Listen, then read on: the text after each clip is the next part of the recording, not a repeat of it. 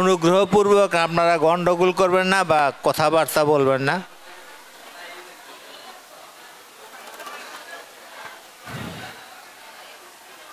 আপনারা আমাদের বিভিন্ন আলোচকদের নিকট শুনেছেন সর্বধর্ম মিশন এবং আনন্দ মহারাজের সর্বধর্ম সম্পর্কে আলোচনা তারা ব্যাপকভাবেই করে গেছেন।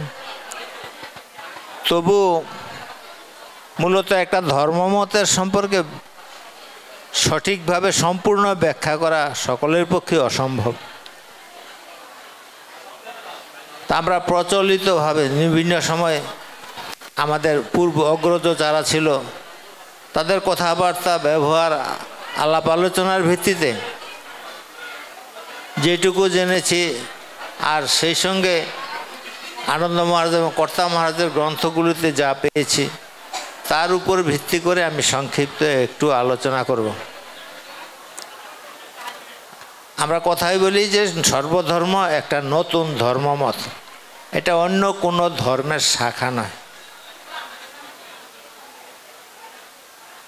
এবং এটা একটা নিজস্ব স্বাধীন মতামত।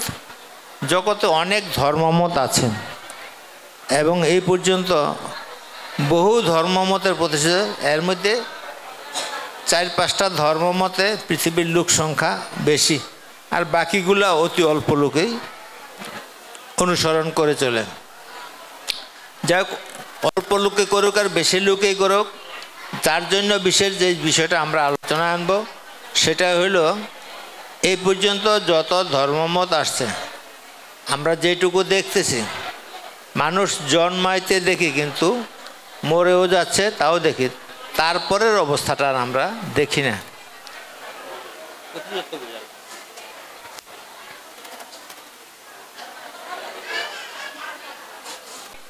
কুতূহল, এই কুতূহল নিবারণের জন্যই আমরাও বিভিন্ন ধর্মমত গ্রন্থ থেকে বোঝার চেষ্টা করছি, যেখান থেকে যেগুলোতে এই জগতের সৃষ্টি সম্পর্কে আলোচনা হয় এবং তার পরিণতি কী। সাধারণ অর্থে আমরা যে জিনিসটা নিয়ে সবচেয়ে বেশি বিভ্রান্তিতে ভুগি, জীবিত এবং মৃত এই দুইটা বিষয়ের মধ্যে পার্থক্যটা কি। আমি কখন জীবিত কখন মৃত, জীবিত থাকলে আমার কি থাকে আর মরে গেলে কি থাকে না, এবং যেটা থাকে না এটা যায় কোথায়। এটাকে আমরা বলি বিভিন্ন ধর্মগ্রন্থে যে কথাগুলো লেখা আছে যে শরীরে ভিতরে একটা সূক্ষ্ম বস্তু আছে যেটাকে আত্মা বলা হয়। হিন্দু মতে বলে, হিন্দু বা বেদের মতে বা গীতার মতেও বলে এই শরীরটা ধ্বংস হয়ে যায়, কিন্তু শরীরের ভিতরে যেটা থাকে, যেটা শরীরটাকে সচল রাখে, এই জিনিসটা শরীর থেকে বাইরে গেলে তখন এটাকে মৃত বলা হয়। অর্থাৎ আত্মাটা বা চৈতন্যটা তার ভিতরে নাই। তাইলে আত্মা অবিনশ্বর আর শরীর হইল নশ্বর, শরীরটা ধ্বংস হয়। সর্বধর্মে কিন্তু এটাকে এরকম বলেন নাই, বলছে 2 নম্বর তত্ত্বে প্রকৃত তত্ত্বের আত্মা এবং শরীর এক এক ব্রহ্মভূত পদার্থ, আর কোনো কিছু ধ্বংস হয় না, তার রূপান্তর ঘটে। যে বস্তুর দ্বারা যেটা তৈরি হয়েছে সেই বস্তুতে এটা রূপান্তরিত হয়ে যায় একটা সময় আসলে। তাইলে আত্মাটা যে কি, এখানে বলছেন এক পরব্রহ্ম ছাড়া আর কিছুই ছিল না, তিনি জগৎ হয়েছেন। তাহলে জগৎ হইয়া তিনি জগতের মধ্যেই আছেন, উনি জগতের বাইরে নাই, উনি নিজেই জগৎ হয়েছেন। আর প্রকৃত তত্ত্বে শেষ তত্ত্ব 55 নম্বর তত্ত্ব, সেখানেই আত্মতত্ত্ব সম্পর্কে একটু আলোচনা হয়েছে। এখান থেকে আমি একটু আলোচনা করব আজকে সর্বধর্মের আত্মতত্ত্বটা আসলে কি। উনি যখন বলছেন দেহ এবং আত্মা এক, তাহলে মৃত্যুর পরে অবস্থাটা কি, মৃত্যুর আগের অবস্থাটা কি, মৃত্যুর আগে যে আত্মা আর মৃত্যুর পরের আত্মার মধ্যে পার্থক্যটা কি। যেহেতু বলছে শরীর আত্মা একই জিনিস, এক ব্রহ্ম নিজেই যেহেতু জগৎ হয়েছেন, তাহলে সবই তো ব্রহ্ম, তাহলে ব্রহ্মের তো কোনো ধ্বংস নাই, আবার তার কোনো অংশও হয় না, তাইলে এটা ধ্বংস তো হইতে পারে না। আর রূপান্তরটা কি, এই যে রূপান্তরটা কিভাবে রূপান্তর হয়, কি হয়, এই জিনিসগুলোই এখানে একটু আলোচনা আছে, আভাস মাত্র। আমাদের মধ্যে অনেকের বিশ্বাস আছে বা বৈদিক মতে ওই কথাগুলো আছে, মৃত্যুর পরেও মানুষের সুখ দুঃখ আনন্দ বেদনা আছে, শাস্তি পুরস্কার দুইটাই। মৃত্যুর পরে আত্মায় ভোগ করে, শরীর কোনো কিছু ভোগ করে না। আর আনন্দ মহারাজ বলছেন শরীর ও আত্মার ভাবু কার্যের নাম হইল মুক্তি। আর মুক্তি বলতে কে বোঝায়, আমরা যখন শরীর ধারণ করি, জন্মগ্রহণ করি, তার সময়, এই সময় থেকে আমাদের নিত্য সঙ্গী হয় রোগ, সুখ এবং মৃত্যু। আমাদের শরীরের কিন্তু বিজ্ঞান বলে প্রতি মুহূর্তে ক্ষয়ও হইতেছে, আবার ক্ষয় পূরণও হইতেছে। এই ক্ষয়টাই কিন্তু মৃত্যু, আর পূরণটাই হইল আমার জীবন, বাঁচতেছে আমি। তাহলে এই যে শরীর আত্মা, শরীরের সূক্ষ্ম অবস্থাটাকে বলছেন উনি আত্মা, আর স্থূল অবস্থাটাকে বলছেন শরীর। অর্থাৎ জন্মের থেকে মৃত্যু পর্যন্ত এই সময়টাই আমার শরীর থাকে, আর মৃত্যুর পরে এই শরীরটা সূক্ষ্ম আকার ধারণ করে। তখন এই শরীরে এই জন্মের থেকে মৃত্যু পর্যন্ত যে সময়টা রোগ সুখ মৃত্যু আমরা ভোগ করে থাকি, এই জিনিসগুলো সেখানে থাকে কি না, এই সম্পর্কে এই তত্ত্বে উনি ক্লিয়ার একটা ধারণা দিয়েছেন। যদিচ শরীর ও আত্মা একই এবং ব্রহ্মভূত পদার্থ, তথাপি এই উভয়ের ভাব ও কার্যে বহু পার্থক্য দৃষ্ট হয়। তাহলে এই যে শরীরটা এবং আত্মা, স্থূল অবস্থায় ভাব কার্য আর সূক্ষ্ম অবস্থার ভাব কার্যের মধ্যে পার্থক্য আছে। যেমন জল তাপ দিলে বাষ্প হয়, বরফ হয়, বরফের থেকে ঠান্ডা করলে বরফ হয়, তাপ দিলে বাষ্প হয়। তাহলে বাষ্প আর বরফ একই জিনিস, কিন্তু একটা স্থূল, একটা তরল, আর একটা হইল বায়বীয়। সূক্ষ্ম অবস্থাও আছে, স্থূল অবস্থাও আছে, কিন্তু বস্তু একই। বাষ্পের গুণাগুণ আর বরফের গুণাগুণের মধ্যে কিন্তু অনেক প্রভেদ। তাই এখানে এই যে বলছি আমরা আত্মা এবং শরীর উভয়ের ভাব ও কার্যের মধ্যে অনেক পার্থক্য আছে, এটা স্বাভাবিক হিসাবে দেখা যায়। তখন আচ্ছা, এই প্রভেদ চলিয়ে গিয়া যখন এই বাষ্প এবং আত্মা বরফ এক হয়ে যাব, তখনই হচ্ছে মানুষের মধ্যে মনটা বিকার শূন্য হইয়া সে মনটা আনন্দময় হয় ও মানুষ মুক্তি লাভ করিবে। এই যে মুক্তির জন্য, মুক্তি কিন্তু একবারে হয়ে যায় না, বিভিন্ন স্টেজ অতিক্রম করতে হয়। এগুলো সামীপ্য, সারূপ্য, সাযুজ্য, সাকল্য, কৈবল্য আর নির্বাণ, এই ভাবগুলো আছে। তাহলে এই নানা প্রকার ভাব শাস্ত্রে লেখা আছে, কিন্তু উক্ত সকল প্রকার মুক্তি এই শরীর অবস্থানে যে লাভ করতে পারে জীবগণ, এইরকম মনে ভাব আছে বা বিশ্বাস বলিয়া মনে হয় না। তাহলে শরীর অবস্থানেই সকলগুলা সাধনের অবস্থা লাভ করতে, মুক্তির অবস্থা লাভ করতে পারে, এই জিনিসটা আমাদের মধ্যে সুলনা কাজ করে না। লোকের ধারণা যে কেবল মুক্তির আরম্ভ মাত্র এই জীবনে দেখা যাইতে পারে।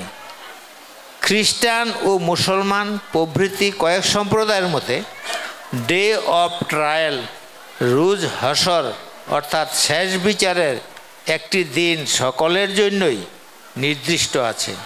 সে সময়ে লোকের পাপ পুণ্য কার্য ঈশ্বর সাক্ষাৎ বিচার হইয়া প্রত্যেক মৃত মনুষ্য সমাধি হইতে উত্থানপূর্বক নিজ নিজ কর্ম অনুযায়ী ফল ভোগ করিবে, তাহাদের শাস্ত্রে এরূপ লিখিত আছে। তাইলে মৃত্যুর পরেই, বিশেষ করে ইসলাম ধর্মের মতে, মানুষ মরার পরে তাকে যেখানে কবর দেওয়া হয় সেখানেই তার আত্মাটা অবস্থান করে। শরীরটা পৈত্যা গইলে গেল, আত্মাটা কোনো পরিবর্তন হয় না, সেখানেই থাকে। আর যখন হাসরের ময়দানে একদিন তাদের ধর্মের মতে একদিন শেষ বিচার একদিন হবে। তখন হবে, কখন হবে? যখন জগতের সকল জীব মৃত্যুবরণ করবে, তারপরেই একটা সময় একদিন উনি নিজে বিচারক হইয়া আল্লাহ বিচার করেন। আর অন্যান্য যাদের বিচার হয় তাদের মৃত্যুর পূর্বে যে শরীরটা ছিল, তাদের কবর থেকে গলিত এই দেহটাকে, ধ্বংস হয়ে যাওয়া দেহটাকে পুনর্গঠন করে মৃত্যুর পূর্ব মুহূর্তে তার যেই শরীরটা ছিল ওই শরীরটা নিয়ে এসে বিচারের জন্য হাসরের ময়দানে ঈশ্বরের সামনে গিয়ে দাঁড়াতে হবে। তাইলে তখন তার বিচার করে হয় বেহেশত নাইলে দুজক, স্বর্গ না হয় নরক, যা হবে অনন্তকাল সে হয় নরক ভোগ করবে নাইলে স্বর্গ ভোগ করবে, এরকম শাস্ত্রে কথা আছে। তাইলে বোঝা যায় মৃত্যুর আগে তার মুক্তির কোনো শুরু হওয়ার সম্ভাবনা নাই। কারণ মুক্তি হচ্ছে আল্লাহর বিচারের পরে, না আগে তো না, বিচার না হইতে এটা হয় না। তাহলে কোনো কোনো শাস্ত্রে এরকম লেখা আছে। আর উনি বলতেছেন ইহার দ্বারাই মৃত্যুর পরেই মুক্তি, ইহাই উপলব্ধি হইতেছে, এইক্ষণ দেখিতে হইবে যে। এখন উনার নিজের কথা বলতেছেন, দেখতে হইব কি মৃত্যুর পর বিকারমূলক সুখ দুঃখ অবিকৃত আত্মাতে কার্য করিতে পারে কিনা।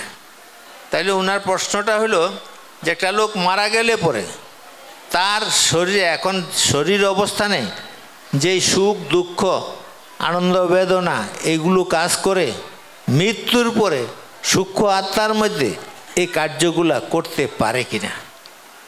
যদি পারে এমত কেহ বলেন, তাহলে তিনি আত্মার স্বরূপ অবগত নহেন। তাহলে যদি পারে এমন কেউ, যদি কেউ বলে মৃত্যুর পরেও আত্মার মধ্যে সুখ এবং দুঃখ কাজ করে, আনন্দ বেদনা সে ভোগ করে, বলছেন যে তিনি আত্মার স্বরূপই জানেন না। তাহলে আত্মার স্বরূপ উনি জানেন না।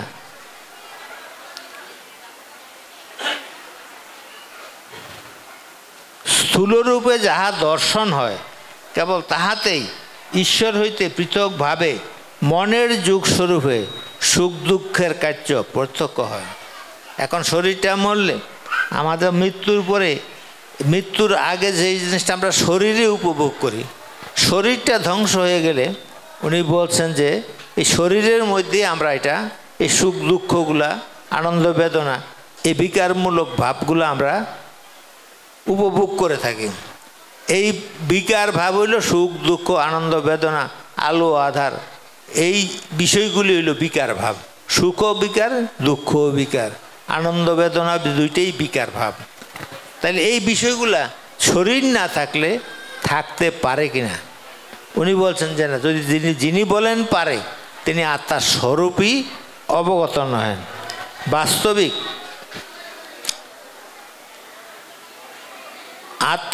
সূক্ষ্ম আত্মাতে, আচ্ছা, স্থূলরূপে যাহা দর্শন হয়, কেবল তাহাতেই ঈশ্বর হইতে পৃথকভাবে মনের যুগ স্বরূপে সুখ দুঃখের কার্য প্রত্যক্ষ হয়। আমরা যতক্ষণ দেহে থাকি তখন আমরা ভাবি আমরা ঈশ্বর নই, আমরা ঈশ্বর হওয়ার জন্যই সাধন করতেছি। এই মনের যুগের কারণে আমরা এই সময়ে সুখ দুঃখ ভোগ করি। শরীর না থাকলে এই সুখ দুঃখ বা আনন্দ বেদনা ভোগ করার কোনো আধারটাই থাকে না। অর্থাৎ এই যে দেহে, এগুলাকে বলছে তনুভূতন। এই শরীর ত্যাগ করিলেই সকল দুঃখের অবসান হবে, যে পৃথকভাবে মনের যুগ স্বরূপে সুখ দুঃখের কার্য প্রত্যক্ষ হয়। সূক্ষ্ম আত্মাতে দুঃখ নাই বলিয়াই অনেকে দুঃখের আধিক্য হইলে এরূপ মনে করিয়া থাকেন যে এই শরীর ত্যাগ করিলেই সকল দুঃখের অবসান হইবে। বাস্তবিক পরমাত্মার সহিত জীবাত্মার কোনো প্রভেদ নাই। কেবল জীবাত্মা শরীরে থাকিয়া কর্মফল ভোগ করে, পরমাত্মা কোনো কর্মফল ভোগ করে না।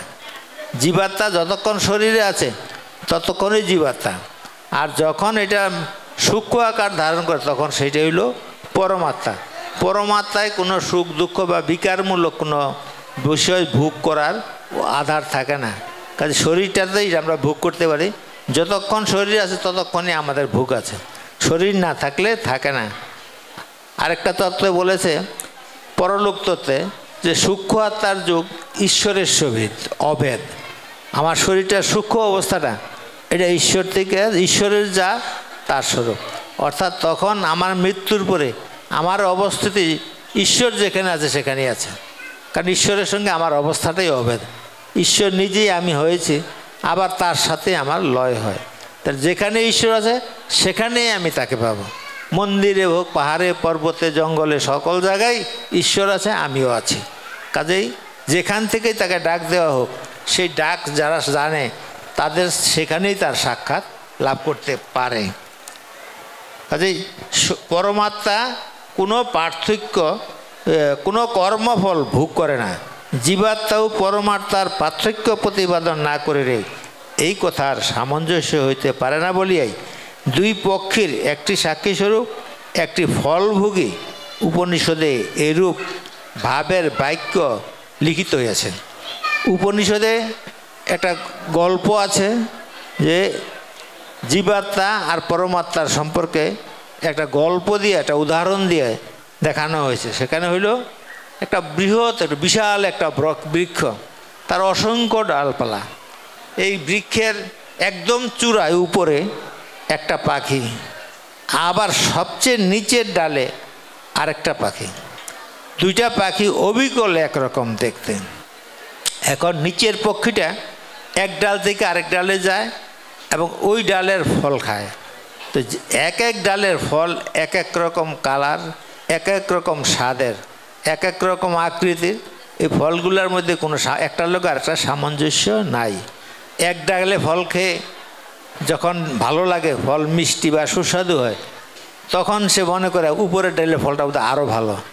তার উপরের ডালে গিয়ে যখন একটা ফল খাইলো, দেখা গেল যেটা অতিরিক্ত বিস্বাদ, যেটা মুখে দিলে আর খাইতে ইচ্ছা করে না, তখন তার মনটা খারাপ লাগে। তোর এটা ফালাই দিয়া তখন এর উপরের ডালে ওঠে। তো ওখানে গিয়ে দেখলো যে হয়তো এটা আর একটু ভালো ফল। এরকমভাবে এক ডাল থেকে আরেক ডালে, আরেক ডাল থেকে আরেক ডালে এই পাখিটা উঠতে উঠতে যায়, আর এক এক ডালের ফল খায়, আর এক এক অবস্থা সে হৃদয়ে অনুভব করে। এইভাবে উঠতে উঠতে পাখিটা একেবারে উপরের চূড়ায় যে পাখিটা আছে সেই পাখিটার কাছাকাছি চলে যায়। গেলে পরে দেখা যায় যতই পাখিটার কাছে যায় তখন এই পাখিটার পালকগুলো আস্তে আস্তে ঝরে পড়তেছে। একবারে কাছে যখন যায় তার শরীরের সকল পালক ঝরে পড়ে যায়। কারণ পালক পড়ে গেলে তো আর উঠতে পারে না। ওইটার কাছাকাছি যাওয়ার পরেই দেখা গেল যে নিচের পাখিটা আর নাই। গেল কোথায়? আসলে নিচের পাখিটা আগেও ছিল না, উপরের পাখিটার ছায়া মাত্র নিচের পাখিটা। আর যখন এটা কাছে গেছে তখন এটা মিলিয়ে গেছে, এটা আসলে নাই। উপরের পাখিটাই ছিল, এটাই আছে। এক ব্রহ্মই আছে, আসলে আমরা নাই।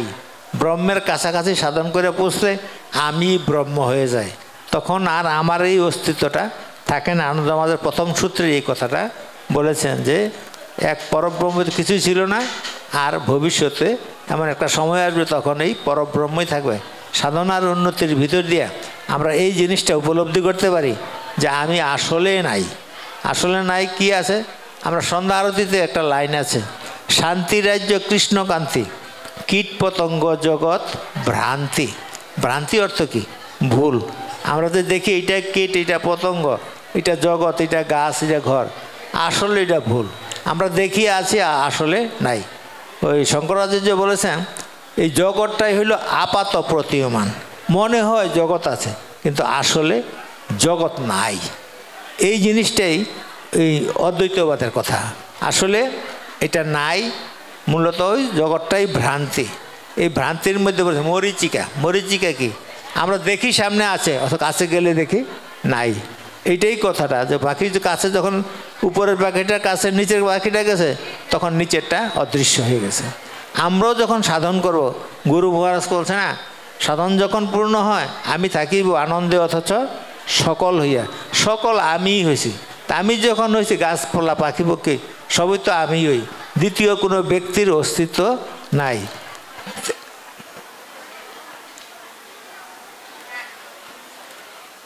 শরীর পরিত্যাগ হওয়ার পূর্বে আত্মাতে আমিত্বের যোজনার দ্বারা ঈশ্বর হইতে আমি পৃথক মনে এই একটি যুগ অবস্থিতি করে। যতক্ষণ আমার শরীর আছে ততক্ষণ আমি ঈশ্বর থেকে পৃথক একটা ভাব আমার অবস্থান করে আছে, সকলেরই আছে। শরীর ব্যতীত তাহা থাকিতে পারে না। এই আমিটা শরীর না থাকলে থাকতে পারে না। শরীরটাকে কেন্দ্র করে এই আমিটা আছে। তাই শরীর না থাকলে এই আমি থাকতে পারে না।